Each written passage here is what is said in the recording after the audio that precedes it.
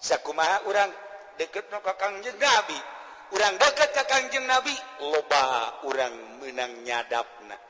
nyadap ilmu ti Kangjeng Nabi na pohara makin deket ka Kangjeng Nabi makin loba ilmu nu disadap makin loba lu kurang didakwakeun moal anggeus ilmu Kangjeng disadap ku urang kitu keneh ilmu wali-wali Allah moal anggeus dipindah-pindahkeun sakumaha kolam mindahkeun ilmu melalui catatan-catatan Kangjeng Nabi mindahkeun ilmu tina wahyu kana alam huruf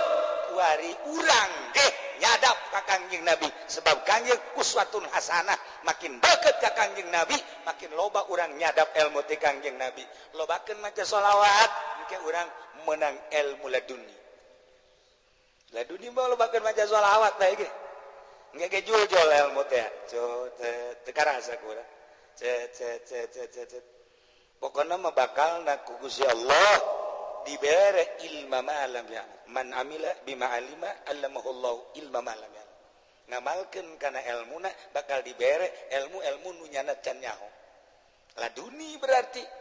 lamun ngandelkeun urang teh ngaji di guru ngandelkeun urang mutolaah sakumaha sih lobana moal bisa tapi ketika urang dibere ilmu laduni ku Gusti Allah tinggal nyomotan trot atuh ku Gusti Allah diberean tek nyaho kana salah na batur salah eta geuna teh salah padahal urang can ngaji can nyaho can nyaho na laduni nyaho urang boro-boro eta cacak-cacak nu ikhlas jeung nu teu ikhlas ka nyahoan ieu kiai lain deui mah ceramahna berarti aya muatan ieu kajian gugumah ge muatan pilkada ka nyahoan ieu muatan partai ka nyahoan ieu muatan organisasi ka nyahoan ieu muatan ria ieu atuh ka nyahoan bae di mana eta hese nyaritakeunana teh mah kos kitu mah sebab laduni yo laduni nah iyalah Kangjeng Nabi nu mantak dingaranan kolam wajah tasmiyahna sakumaha kolam sok mindahkeun ilmu Kangjeng Nabi ge mindahkeun ilmu di alam nu urang teu apal wahyu sumpingna ka Kangjeng Nabi wallahu alam kumaha tetapi dipindahkeun ka alam huruf wari ieu hasil Kangjeng Nabi Quran hadis wacan kumaha ge Imam Syafi'i ngarang jeung berbagai kitab eta ilmu ti Kangjeng Nabi Imam Malik atuh ti Kangjeng Nabi Imam Hanafi atuh ti Kangjeng Nabi Imam Ahmad atuh ti Kangjeng Nabi wobeh ti Kangjeng Nabi kunaon atuh urang teu daek dedeketan ka Kangjeng Nabi ilmu aya di Kangjeng Nabi urangna jauh ka Kangjeng Nabi moal bisa sok deketan Kangjeng Nabi gerage bakal dibere ilmu urang langsung ku Kangjeng Nabi eta nu ngarang burdah emang kumaha gitu nyana ngarang magol deui nyana ngarang magol deui geus aya di jero hate jeung di dieu dikarang ku nyana magol deui ya Allah ya Rabb artina magol deui teh loba jasa ilmu nu hendeuk dikaluarkeun ku nyana tetapi ketika ditulis teu berdaya hiji kempleng setruk nyanana keur setruk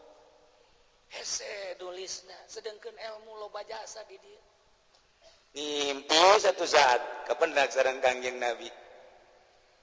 ya Allah assalamualaikum Kangjeng salam keke sakene ieu saha kasepan ana Muhammad bin Abdullah wow tangkep punyana langsung silih tangkep ditangkep ku Kangjeng Nabi diusap nu kemplengna belaka tuset Kangjeng Nabi teruskeun nulisna langsung hudang jag sehat bae langsung Masya Allah langsung sujud syukur harita kene beut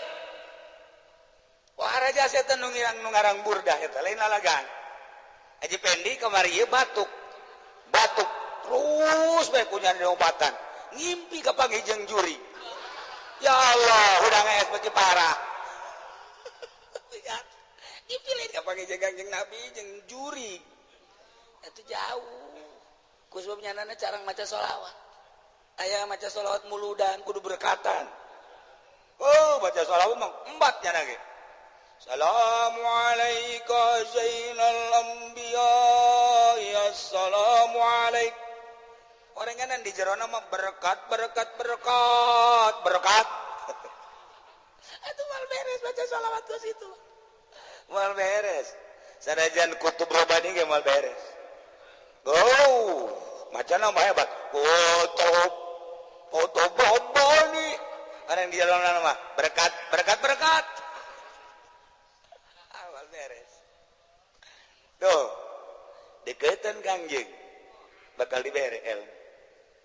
Nah, langsungnya nanjin. Maulaya sholli wa sallim daiman abada la habibika khairul khalqi kullihim min tazakuri jiran midhi salami mazadada manjara min muqlatin bidami boga syarat 10 hiji kudu boga wudu macana 2 kudu dinazamkeun make bahar basit sapilun fa'ilun musafilun fa'ilun sapilun fa'ilun musafilun fa'ilun katilu kudu dinazamkeun kaopat kudu nyaho hartina kalima kudu diijazahkeun ti guru kagenep hadiah heula Kangjeng Nabi sahabat jeung nu ngarangna katujuh hadiah heula ka guru urang nu ngaijazahkeun anak kagenep kadalapan kudu macana bari itu naon sila atawa nangtung ulah bari ngedeng syarat aya syarat karak lamun 10 syarat eta dipenuhi dibaca ku urang geus berkaromah ujian. Lamun geus berkaromah sekecap nyata. Hayang naon? Ya Allah ya Rabbi, abdi hayang apansa ujianna harita kene katabraknya na ku apansa.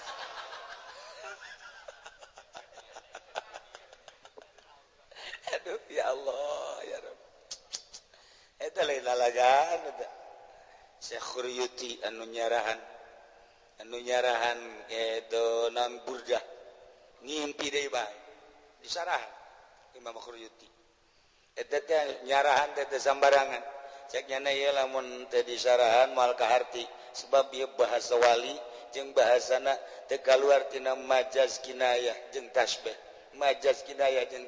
duh mun dibaca ku jelema bodoh hese amat syarahan ku nyana hiji-hiji kalimat dan terus pamaksudanana jeung hikmah-hikmahna eta bisa kos kitu kumaha nyana maca sholawat heula teu eureun-eureun ka Kangjeng Nabi sadetik teu eureun maca sholawat terus baca sholawat ngimpi ka pendak sareng Kangjeng aya naon maneh boga maksudna kula hayang ngajelaskeun ieu burda aju geus aya di dieu pimaksudana mah tapi hiji kulasana berat amat jeung hayang izin we ti Kangjeng Nabi can apal eta teh sugan teh lain Kangjeng begitu cuk cek nya kok ieu beda amat jelema seungit ngahiliwir nya hebatna pohara barang cek nya teruskeun didoakeun diizinan nanya Kangjeng wah rangkulannya karak diteruskeun ngararimpi kabeh jeung Kangjeng Nabi kula boga babaturan waktu di pondok hebat jasa hebat geus segala rupana hebat cawadin datang ka guru menta mangmotolahakeun kitab tah kadinya pangmotolahakeun hasilan ke kamamakeun ka dieu di samping teh kaburu aya maksud masalah nomor kedua nyoba bae di mutolah kunya ya Allah ku hebat-hebat waktu di pondok babaturan kula kunaon eta bisa kos kitu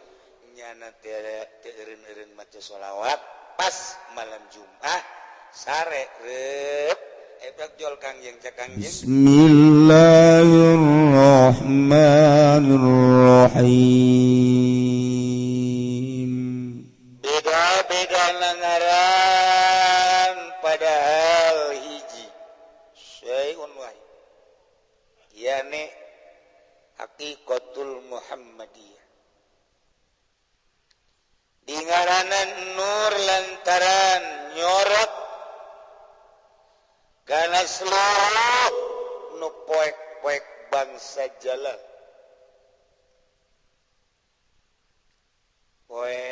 poek nyaho ka Allah sorat nyaho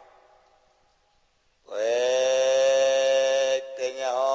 ka syariat halal haram sunah makruh syarat ku nur kangjengnya. Masya Allah.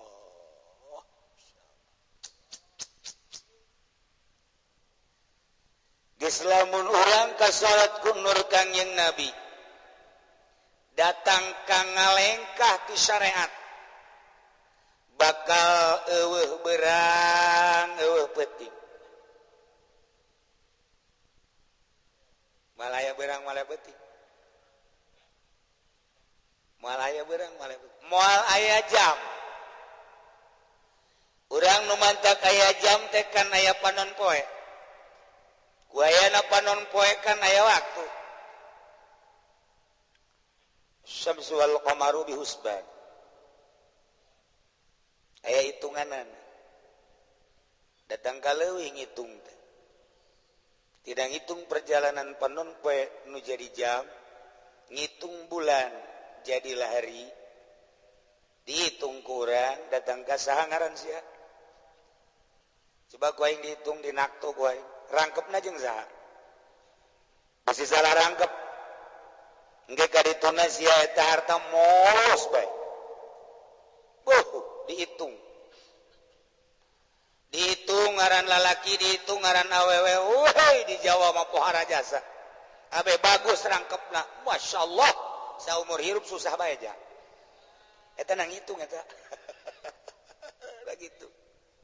Haji Pendi mah baheula keur kawin teh dihitung-hitung. Alhamdulillah.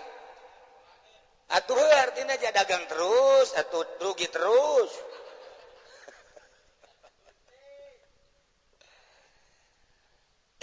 Urang geus datang ka alam eta mah teh beurang penting akur.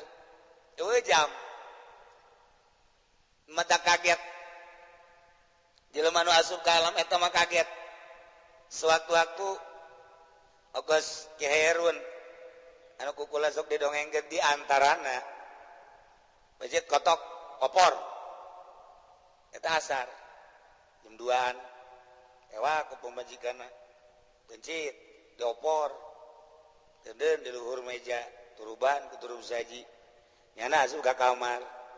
langsung zikir la ilaha illallah la ilaha illallah la ilaha illallah cek pamajikanna kok teu kaluar-luar ka haji tuh datang ka isuk teu kaluar datang ka 2 poe teu kaluar kaluar asar ka 3 poe eta teh kaluar geus 3 poe tah kira-kira bangsa jam 5 keluar opor asak jajakeun opor geus asak pamajikan ngajawab salah teu ngajawab salah ngajawab atupan 3 poe di jero kamar teu dijawab emang kaluarna jam 5 pas jasa poe di jama barang dia desak-desak iya mana opor dahar cek pamajikan gaji gaji iya di jero kamar emang sabaraha poe sabaraha jam kaget ya gitu apan asup ti poe eta kaluar ku hari geus poe naon masyaallah ieu jero 3 poe sedeh ka kamar ulah lo omongnya be mun Haji Pedi burung aing jadi wali nyana mah teu jadi wali ge ngaku jadi wali nyana mah teu jadi wali ngaku jadi wali kok momon ngaku bisa ngagujubarkeun maneh ka laut itu kata wara tuh mana deui ashabul kahfi asup ka jero guha rep sare udang saabad Masya Allah kan lain lalagaan coba keur carita simpulna bae udang cik tamliho urang laparnya cenah lapar buksal minat tamliho Zunwanus Saribunus Martunus alias Tutunus Kitmir kudu talar kos kitu teh talar eta engke urang loba kanehan-kanehan tuh geus tare pae can talar keneh bae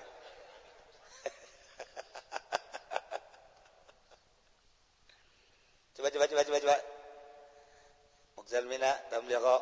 Zunwanus cek Zunwanus teh coba saurang ngaditu belanja tah duitna beli roti orang lapar ya tapi nya ge bararing umpan buk sia panjang amat cek nya ngaleuwihan awak kuku paranjang kuku ye ulah nunjuk ka aing sia emang aing panjang kobe paranjang ngaleuwihan awak pani cenah urangnya sarepan sakedeung tapi pan ieu jadi karari ieu coba belanja barang belanja tamliho ka kota di Yordan itu ke kota beli roti nyari ke culek-culek bae maksud culek-culek itu bangunan rada bareda sakjana ye panjari lain deui Masya Allah keke cenah kumaha tapi terusnya memeli roti barang ngaluarkeun duit eta duit teu laku sebab ku ari mah rajana raja soleh Islam bager adil aingna ngangsokeun duit di raja di Kianus atuh kaget tukang roti nulukun iya duit emas raja di Kianus kaget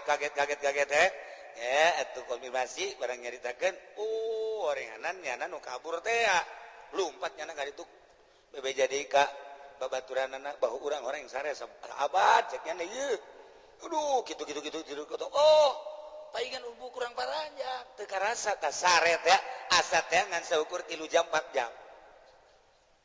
tapi etakan sahabat langsung ngadoa deui ya Allah ya Rabbi mendingan mautan bae kami daripada kanyawan maut mun haji pendek weh urang hebat tuh ya kita jadi hebat sekali nih jadi jelema nu jadi wali mah embungeun kanyawan jadi wali embung aya nu encan jadi wali mah hayang di wali-wali nu jadi kiai asli embung di kiai-kiai anu henteu jadi kiai hayang di kiai-kiai kaha supaya di AF pohare eta kartu nama make kaha sagala Masya Allah karung hilang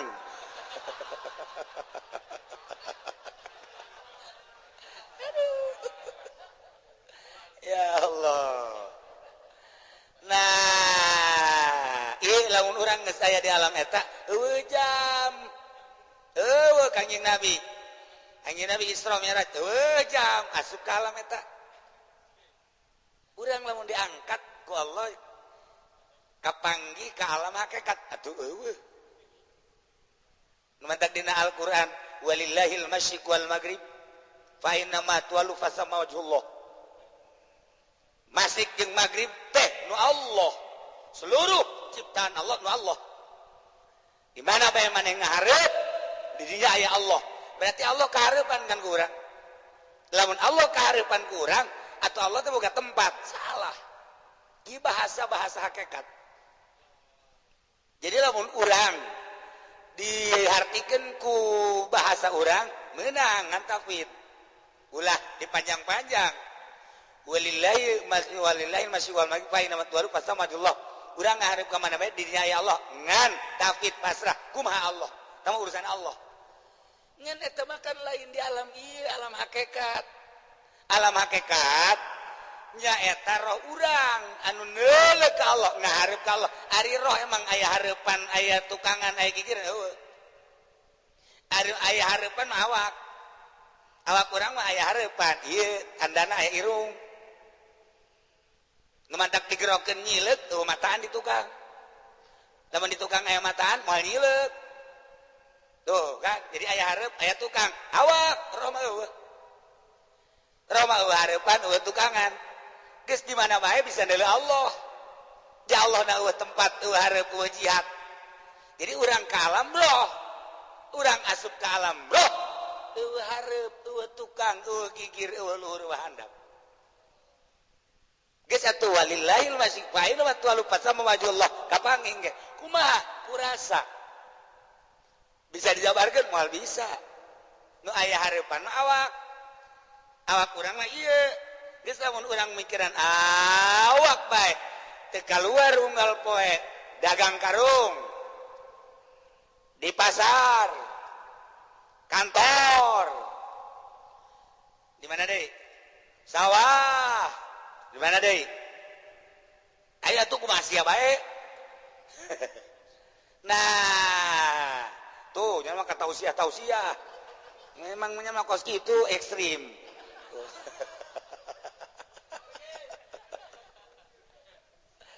Nah,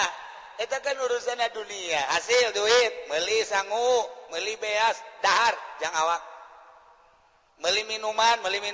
ngopi, minuman, jangan awak. Beli kendaraan, jangan awak. Beli imah, jangan nutupan awak. Beli baju, jangan awak. Awak kurang tambah. Teman-teman, lamun urang masih kena urusan awak, roh tinggalin. Ketika roh kurang di urusan awak, nak bakal mual ka urus kurang. Mual ka urus, geus buuk teu ka urus kurang. Panjang. Hendak nubukna panjang boa. Segala rupa geus teu diurus sebab urusan roh awak geus teu kaurus sahayuna. Ketika urang geus teu ngurusan awak, berarti nur kangjengna gede jasa nyorotna. Pohara gede. Nah, awak geus teu kaurus, kudu diurus roh. Jadi roh teh lintu, awak kuru. Roh lintu, awak kuru. Urang mah awak lintu, roh kuru. Begang, bahkan kering. Roh urang mah kering. Nah, lamun kurang diurusan roh lintu gagah. Gagah, mantap tahajud sababaraha puluh rakaat siapa gagah. Roh kanan salat malin awak. Maca Quran ge balik deui. Eta teh gagah. Oh, balik deui mah cenah muamar.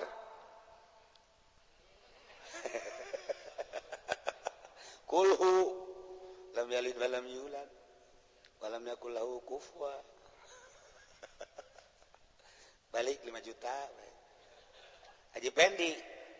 maca ti awal datang ke akhir lumayan. Haji nu ngundang deui. Cek nya ngeunaheun cicingna teh mah sorokos kitu mah. Hendak teu kaondang ku sasage. Sora pan teu ngadukung. Nah, urang datang ke alam roh. Mungkin bakal diceritakeun pan ieu teh nyaritakeun asal kejadian.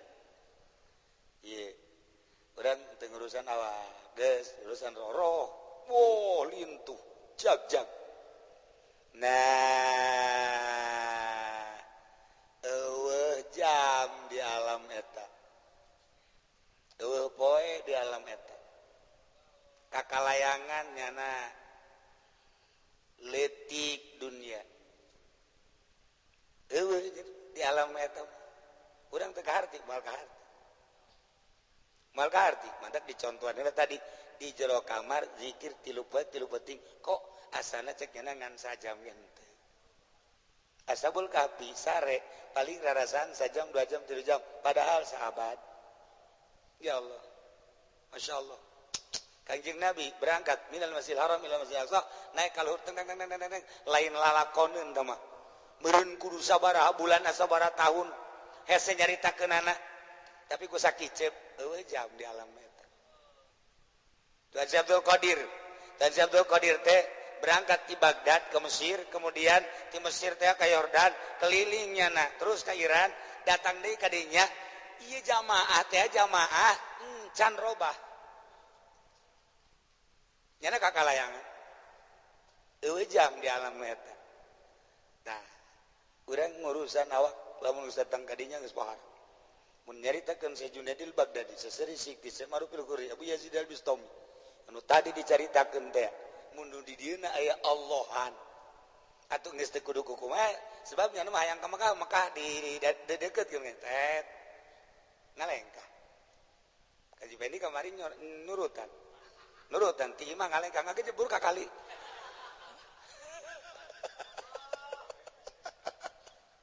Iya sasa ngajebur nya eta sesa. Nah, di alam eta eueuh. Sebab eueuh hareup tukang roh awak urang mah kuari awak urang. Aya hareup tukang roh mah eueuh. Urang datang ke alam roh atuh geus eueuh hareup tukang. Mantap fa in tawallu wa sama wajhullah. In tawallu fa sama wajhullah. Atau di dia atuh sebut ngahiji teu meunang, disebut misa teu meunang. Tapi kasampurnaan. Ngahiji moal bisa Allah qadim urang hadis. disebut bisa moal bisa sebab Allah mudabbir. Nah ku ayeuna sakitu urang teh jadi kasampurnaan jadilah asup ka alam eta. Nah iyalah nur Kangjeng Nabi datang ka kadinya tah nyorotna ka urang. Datang kadinya nyorot nur Kangjeng Nabi. Wah cenah kiai mantep amat bisa ku ngaji mingguan moal bisa. Moal bisa ngaji mingguan mah. Waduh, modalna gede. Modal uduk, modal kopi, modal rokok. Waktu teh masih mah gede modal doang. Jeung kiai mah jatuh wauh. Gede modal. Encan bensin. Moal, ini motoran kredit, beuki jauh ka Allah. Jauh ka Allah. Sakadar ngadenge dongeng we heula. Ngadenge dongeng ieu kitab Sirrul Asrar. Rahasia di jero pirang-pirang rahasia. Itulah cerita manusia. Mun urang datang ke alam eta seperti gitu. Roh hareup tukang. Apung-apungan ka mana bae. Urang bisa balik deui ka alam urang. Urang nu mantang teu bisa balik ke alam aslina lantaran urang teh gayebet ku awak. Ketika awak urang ieu teu diurusan sakumaha biasa ya nih kaluar tina pawatekan-pawatekanana kaluar tina adat-adatna urang bisa balik deui ka alam arwah. Roh dingaranan lah akal nu mantak dingaranan akal likaunihi mudrikan lil kaina lil kuliyat lantaran akal bisa nganyahokeun leuwih ti nganyahokeun ngaidrok idrok mah leuwih ti nyaho ai nyaho mah ngan sakadar ieu papais ai idrok mah nyaho ieu papais jerona ieu make unti rasana aya amisan jeung aya asin sebab nu mantak aya asin campur leho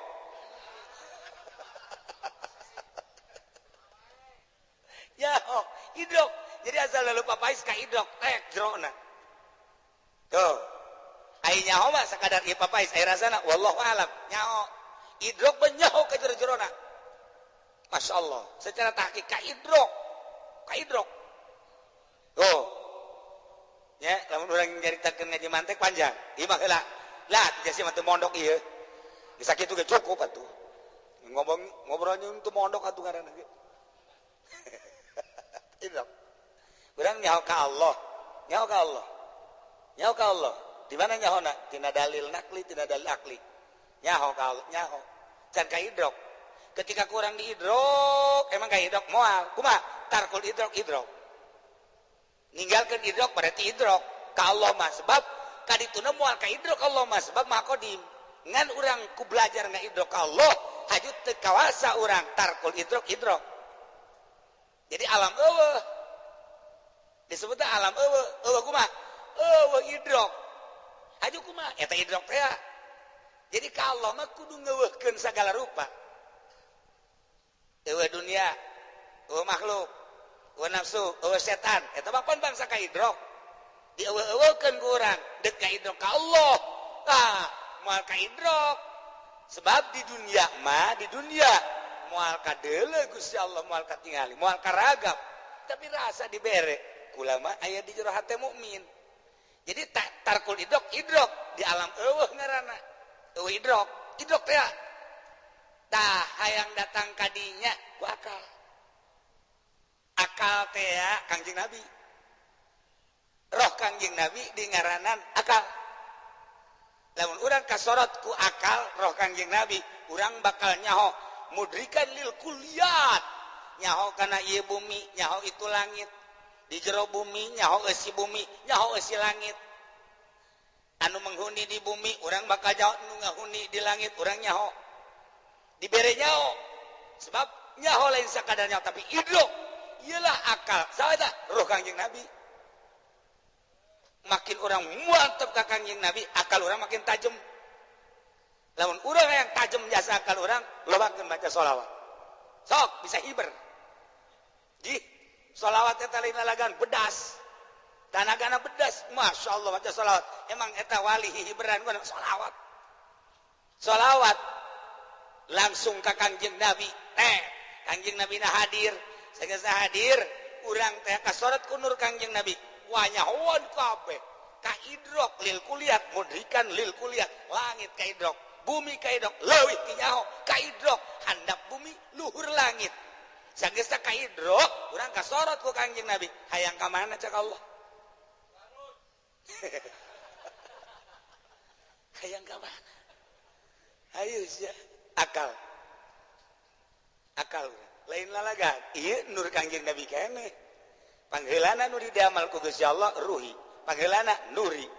nu mantak di ngaranna nur sakuat tadi kuari di ngaranna akal nyaho lain sakadarnya mudrikan lil kuliah masyaallah kula awal ngaji minggu terus mutolaah heula artina kabelah dieuna mutolaah aya nu teu kaharti isi naon artina isi naon atuh bingung salat maghrib malam minggu terus Isa mampir heula ka dapur jal-jal ngomong kieu bae tah abah almarhum sia mah kos kitu di pikiran bodoh amat cek nanti ya eta mah artina kitu saha nu bebeja kok ka idrok sih tah kula ge kaget saha nu bebeja nu nyaho tapi kan kajawan tah eta akal idrok sorotan Kangjeng Nabi na pohara ge kula ge nyaho Haji Pendi datang Haji puyangnya laku ya teh laku karung cek nya nyaho itu kula ge sebab lawan mengkerut banget mah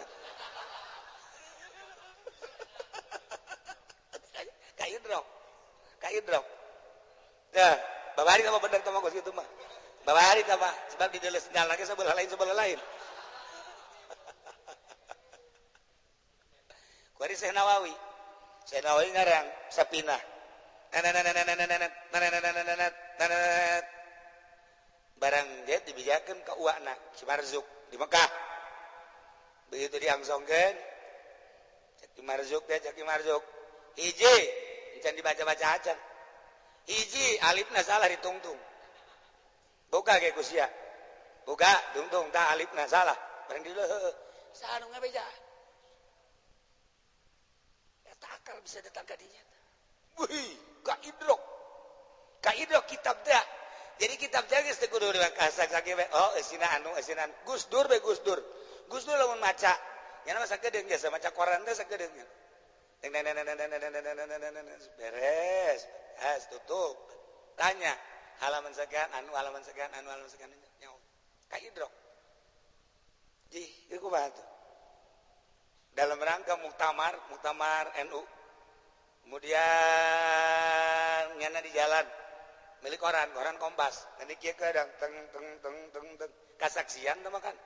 presiden milik koran presiden beres datang hari itu kan ceramah saya tadi lihat di koran nyaho di deuleu nyaho henteu koran Kompas halaman sekian beritanya gini ya tadi forum atupan seserian kabeh pancena buta pan bisa baca koran aju nyaho deui kabeh halaman sekian eta di forum coba eta kumaha idrokna lain lalagaan urang mah enggeus dibuka ge kitab dilogotan ku kiai macana sababaraha kali hating nyaho si hating hating teh geus pohara jasa tah mah waduh geus pamustungan hating dibuka dilogotan sababaraha kali macana tetep bae hating datang ka imam mun ditanya datang ka mana nyaho teh tadi ceritana naon wallahu a'lam bishawab akal urang kunaon eta kurang maca sholawat ka Kangjeng Nabi hiji alat sholawat ka Kangjeng Nabi masyaallah mantak diparentah ku Gusti Allah bah innallaha wa malaikatahu yusholluna 'alan nabi ya ayyuhalladzina amanu shollu alaihi wasallimu mal pati-pati dititah ku Gusti Allah lamun sholawat eueuh tanagaan urang mah asal mental wiridan dibere ku kieu sholawat deui hayang naon teh si aing mah hayang bisa hiber cenah hayang teu ditembak hayang lamun usaha teh rugi-rugi eta bae hayang mun neuleuh awe-awe bogoheun geus kolot ge kitu bae heran teu mawas diri eta akagoblogan dinyana bloon Masya Allah aing geus umur kos kitu maju geus wisan geus atuh ulah ngomong-ngomong nu kitu kuduna ge ieu aing ge kuduna maca Quran baheula mah satahun sakali ku hari mah kudu sabulan sakebakat ku hari mah meureun kudu saminggu sakali kadang cara Syekh Rajab masa puasa peuting sakali kuduna memikir kadinya mah lain kan biasa kolot ke SMS biasa pamustungan teman tuh jadi ngaranan roh kuari dengaran akal eta keneh ngan biasa ka idrok lil kuliat eta hartina saluruhna bisa ka idrok lain lalagaan atuh nur kangjeng lamun geus tempel ka urang emang kumaha tuh ge lamun urang ngomong sompral urang kasorot ku nur kangjeng sedengkeun nur kangjeng sasemperan nur Gusti Allah teh kumaha deui masa ieu kecerita sompralna ya Allah ya Rabbi geus maca sholawat urang lamun bisa maca sholawat 11 kali ulah napas hiber ujana ka kuburan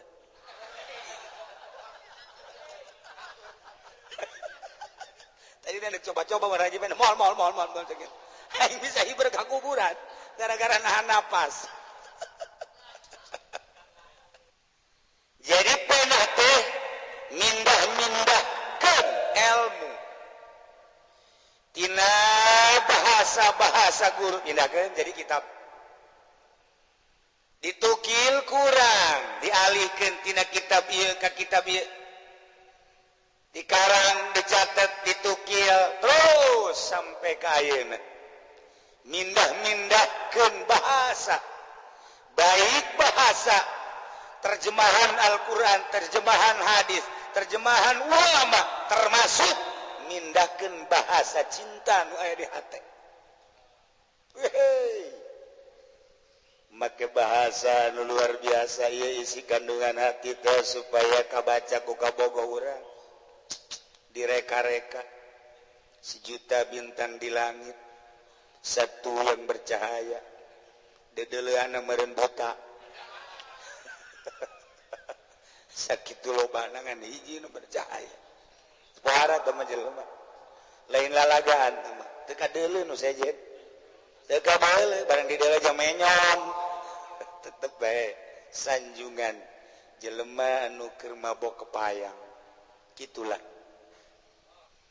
nah eta cinta dijabarkeun pohara selembar dua lembar tilu lembar sabuku moal anggeus sebab bahasa cinta mah luas tina cinta sanggup berkorban tina cinta sanggup segala rupa cinta mah lamun ngambek bahaya cinta ieu ya Allah lamun geus ngadenge bahasa ti kabogona aku pun cinta padamu mobil dibikeun motor dibikeun budak eta cinta dialih-alihkeun bahasa ya Allah likauni sababan linaqlil ilmi kama anna ilma sababun lahu fi alamil huruf sakumaha sanyana ilmu jadi sabab kana pindah dina alam huruf alam anu tanpa huruf dipindahkeun ka alam huruf Kangjeng Nabi dibere wahyu teu apal urang kumaha ka kupingna ku Kangjeng kumaha ka tampana ku Kangjeng anu jelas mah ketika Kangjeng kadatangan wahyu dibawa ku Kangjeng malaikat Jibril alaihissalam Kangjeng Nabi kesangan Kangjeng Nabi tungku semunu berat luar biasa apalin para sahabat ketika Kangjeng Nabi keur nampa wahyu kabeh eueuh nu berani apa lantaran berat katinggalina wahyu Kangjeng Nabi kesangan mantak sedeng mun kuari urang ngadenge bahasa Al-Qur'anul Karim haju urang nundutan sedang urang mah Kangjeng Nabi nage teu kuat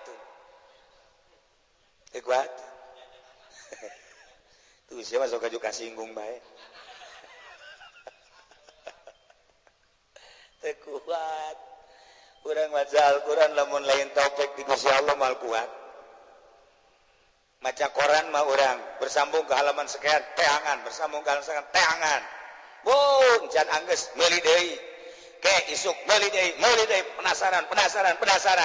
maca Quran kakarak a'udzubillahi minasyaitonir rajim bismillahirrahmanirrahim tabarakalladzi biyadihil mulku wa ala kulli syai'in qadir lain lagi kadenge ku kabehan asana 5 ayat paeh budak ge Quran eta teu kuat naon sebabna wahyu Allah dibaca ku urang nu pinuh dosa lain lalagan alladzi khalaqal mauta wal hayata liyabluwakum ayyukum ahsanu amala shadaqallahul azim cek pamajikan ka pan gesan asana mun diteruskeun aing kudu ka rumah sakit kuat guys teu pohara teu kuat lamun lain taufik emang kumaha sambilan dititahan ya orang baca Quran teh nyaho ganjaran anak pohara jasa di antara anu ngalereskeun kana hate 3 hiji udang tengah beting 2 wirid zikir nomor 3 maca Al-Qur'anul Karim 4 tafakur nyaho kabehan ge sok diceramahkeun ku Kipu Doli orang Kipu Doli teh geus baca Quran tungah teh berat Kipu Doli atuh aing mangan pan ngajelaskeun ka sia berat Quran mah lain nalaga naon dan lamun teu dibere taufik berat Al-Qur'an wallahu alam kumaha katampana ku Kangjeng Nabi wahyu ti Gusti Allah melalui malaikat Jibril ngan urang mah teu meunang nyaho tah maka ditu mah nyahona geus bae alif lam ra tilka ayatul kitabil mubin garituna nahnu naqussu alaika asal qasima auhayna ilaika kadituna mah Quran teh Arabiyah bahasa Arab bisa sakitu bahwa Quran teh diturunkeun ku Gusti Allah inna anzalnahu Qur'anan Arabiyyan urang mah datang ka dinya bae ulah nyaho kadituna ulah tah mah Kangjeng Nabi tah mah kadituna mah tu urang moal nyaho ieu ja urang ge bahasa cinta teh teu kudu ngomong atuh teu kudu ngomong urang bare-bare nyana senyum nyana tungkul berarti ieu geus di jerona aya panah asmara nancep nya atuh teu kudu aku cinta padamu teu kudu geus teu kudu asal dibelikeun baso narima dicekel ku urang merean adi toel nyana nonggeng atuh geus sakumaha kotok rintih budak eta teh bahasa cinta nu geus kitu atuh teu kudu ku bahasa cukup ku kos kitu bae asal urang mangge awewe aju kadeleuna robah beungeut atuh geus kanyahoan geus go urang nganyahoan geus ini aya lah di jorona tersimpan tapi lamun urang mangge awewe aju kadeleuna geuneuk lain deui geus lain teruskeun tah ulah we kajen hukum hage tapi jerona lain deui bahasa-bahasa anu teu kudu make bahasa lisan innal kalama la fil fuadi wa innama ju'ilal lisanu ya atawa dina imriti teh asyarat bi tarfil aini fi fatali isyara kutungtung panon kalantaran sieun ka ahlina jadi aya kabogona panggil di nurame sieun ka indung sieun ka bapak cukup ku isyarah itu neule ieu neule atuh men kedipet itu saya imriti bisa ada asyarat bitarfil aini ifatali ya Allah ya Rabbi atuh teu kudu coba dong nyatakan aku ingin mendengar lah eta mah geus kitu mah ilmu orang kampung teu kudu gitu geus bae asal coba aku pegang cinggirmu atuh tiba-tiba orang kampung Melayu bobogohan jeung orang sepatan atuh ge campur-campur gua cari igok di sini masa maka igok Junet lu kemana aja emang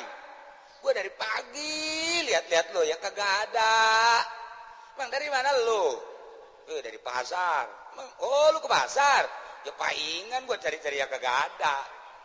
itu orang sepatan itu kos itu kurang aja bisa sebab santri orang sepatan ayah kampung Melayu ayah penting baik ngarobrol orang Jawa orang Kronjo kukur sok didengekeun bae wih sumu konon wih ajak deh gula sok lupa kegeran bae aing mesti kanyahoan padahal mah aing ngintip kanyana aduh santri us gitu ajak ge weh kebel-kebel ka Sunda tolong atuh tita tadi bae cek urang bahasa Sunda sia make Jawa premen nah Kangjeng Nabi narima wahyu wallahu alam kumaha katampan ku Kangjeng hanya Kangjeng nu uninga dijabarkeun ku Kangjeng ka sahabat sesuai jeung kebutuhan ayalah dia asbabun nuzul butuh eta jol ieu butuh eta jol ieu ditarjamahkeun Quran mah tarjamahan wahyu nu katampa ku Kangjeng Nabi naon mah bila harfin wala sautin teu hurufan teu suaraan aju eta dijabarkeun ku Kangjeng tarjamahan Quran eta tarjamahan wahyu can kaharti ku urang ditarjamahkeun deui ku bahasa Kangjeng hadis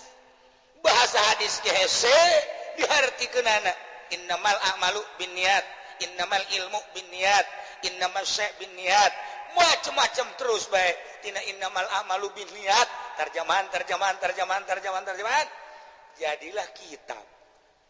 kitab ge can kabaca kene kitab ge teu kabaca kene ku urang mah can ngaji amil can ngaji jurumiyah mah hese bae can ngaji eta mah hese terjemahan jadilah majalah jadilah koran terjemahan nah diterjemahkeun tina wahyu kana Al-Qur'an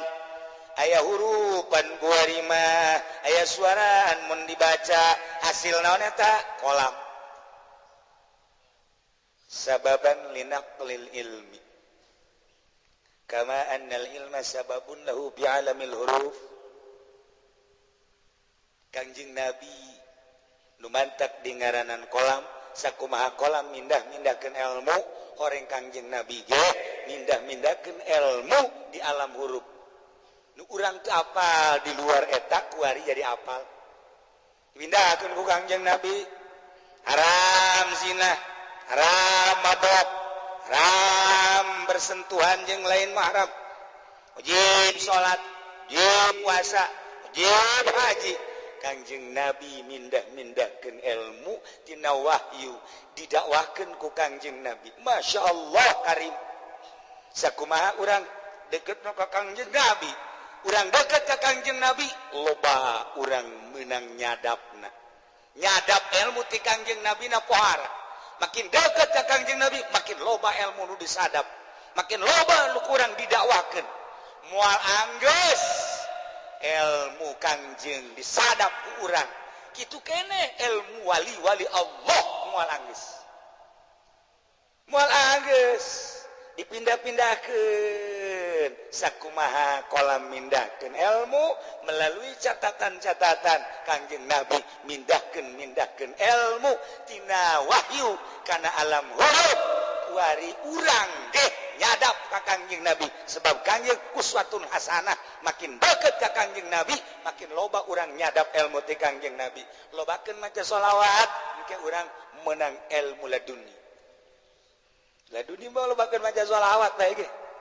engke ge jujol ilmu teh teu karasa ku urang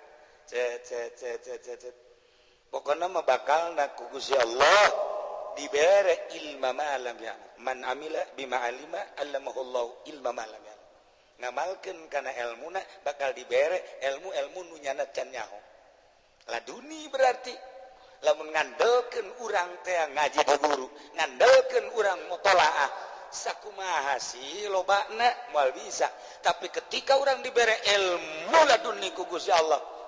tinggal nyomotan trot trot trot trot trot atuh ku Gusti Allah diberean tek tek tek tek tek tek tek nyaho kana salahna batur salah eta geuna teh salah padahal urang can ngaji can nyaho can nyaho na laduni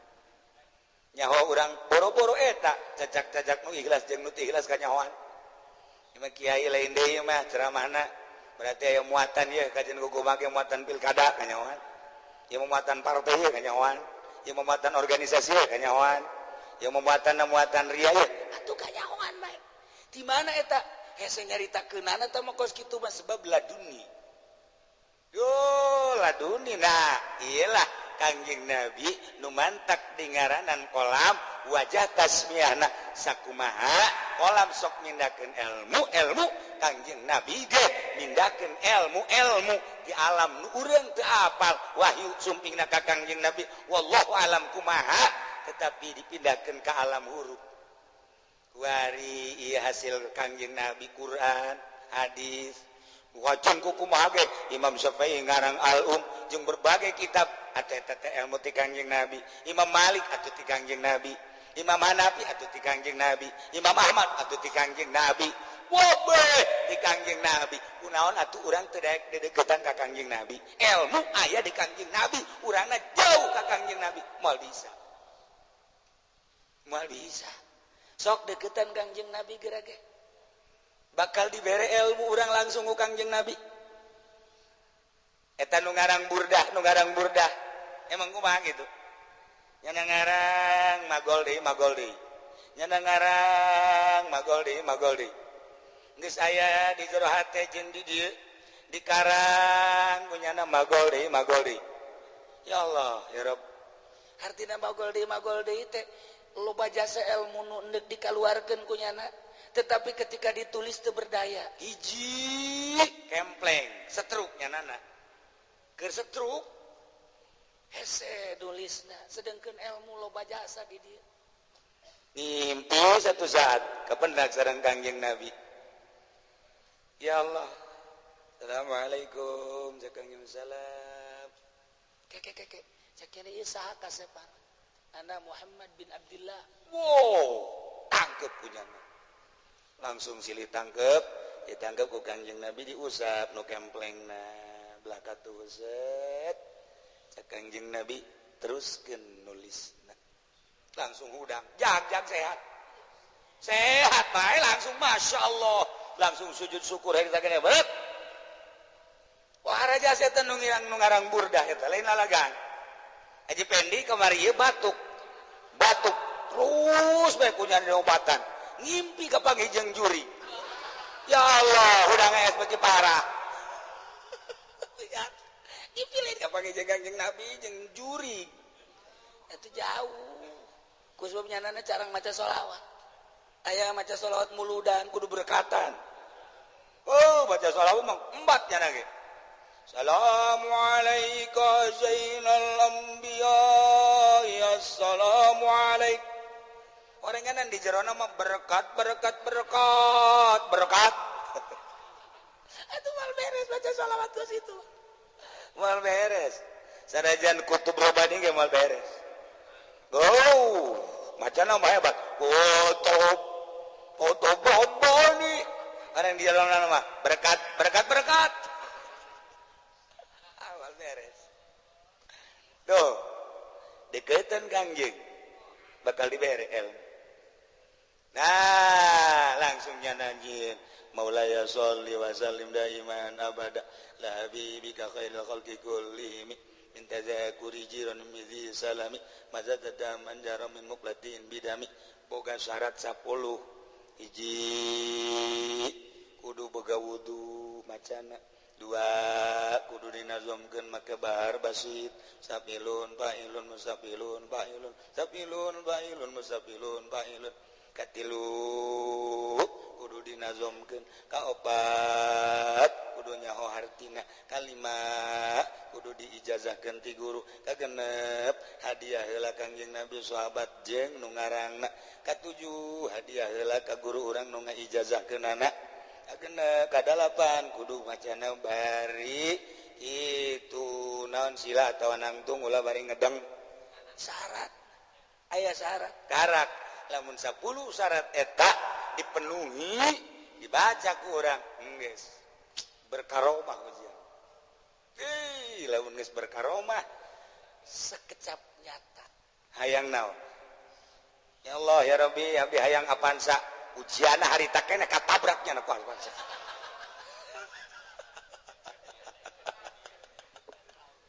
aduh ya Allah ya Rabbi eta lain lalagaan eta Syekh Khuryuti anu nyarahan itu non burdah ngimpi deui bae disarahan Imam Khuryuti eta teh nyarahan teh sambarangan cek nyana ieu lamun teu disarahan moal kaharti sebab ieu bahasa wali jeung bahasana teu kaluar tina majaz kinayah jeung tasbih majaz kinayah jeung tasbih duh mun dibaca ku jelema bodoh hese amat syarahan ku nyana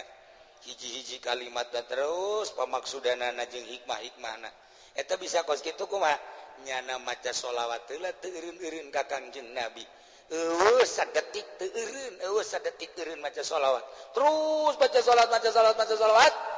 ngimpi ka pendak sareng Kangjeng aya naon maneh boga maksudna kula hayang ngajelaskeun ieu burda aju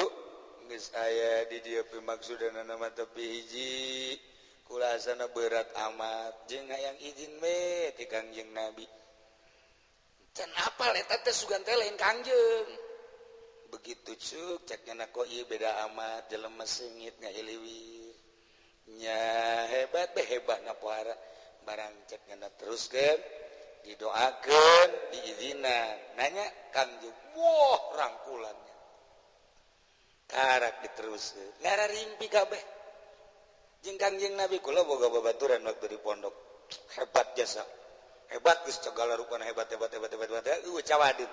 datang ka guru ge guru menta mangmotolahakeun kitab tah kadinya pangmotolahakeun hasilan ke kamamakeun ka dieu di samping teh kaburu aya maksud masalah nomor kedua nyoba bae dimutolah aku nyana ya Allah ku hebat-hebat waktu di pondok babaturan kula kunaon eta bisa kos kitu nyana teh eureun-eureun maca sholawat pas malam Jumat sare rep ebrak jol Kangjeng cak Kangjeng dibere cai dia inum diinum punya lak-lak ti Kangjeng Nabi seep gelas set udah kararasakeun kene montok ilmuna pohara jasa lain lalagaan eta ngararimpi cenah batur ngimpi ai kiai ulah sok nanya aing sok juga aing bae sih bukan sentimen deh sih mah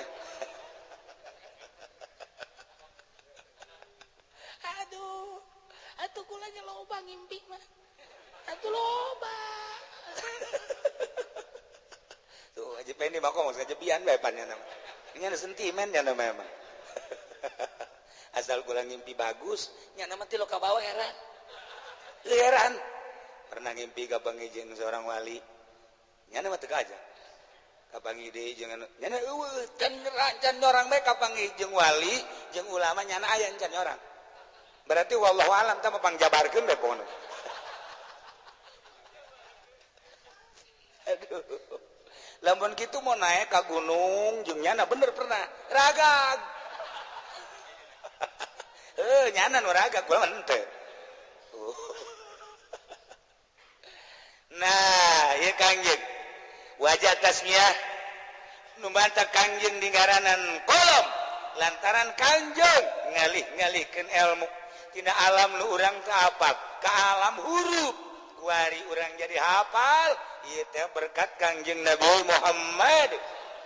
sallallahu alaihi wasallam Imam Syafi'i moal bisa ngarang lamun lain dedeukeutan ka Kangjeng Imam Malik moal bisa ngarang lamun lain dedeukeutan ka Kangjeng wali-wali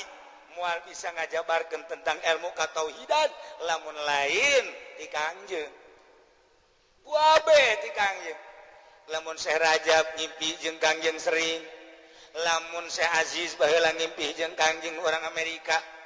Habib Lutfi geus ngimpi jeung Kangjeng sababaraha wali Allah eta teh kan berhikmah ngimpi jeung Kangjeng mah lain lalagaan mawa keyakinan mawa kitu keberanian mawa percaya diri mun urang ngimpi kapanggih jeung Kangjeng Nabi Muhammad sallallahu alaihi wasallam tuh numantak ge asal akur ucap jeung pagawean jeung kolbu jeung ilmu bakal ngimpi jeung Kangjeng bakal lamun urang masih kene arareget di jero hate moal waka ulah baheula pernah nanya ka almarhum Mbah eta si ngimpi kapanggih jeung Kangjeng Nabi ngan Kangjeng jauh jasa jauh Kangjengna di ditu ribuan jelema leutik ka deuleuna belakatu Sina Abu Bakar belakatu Sina Utsman teu kadeuleuh jauh jasa kunaon sih Pak siana loba dosa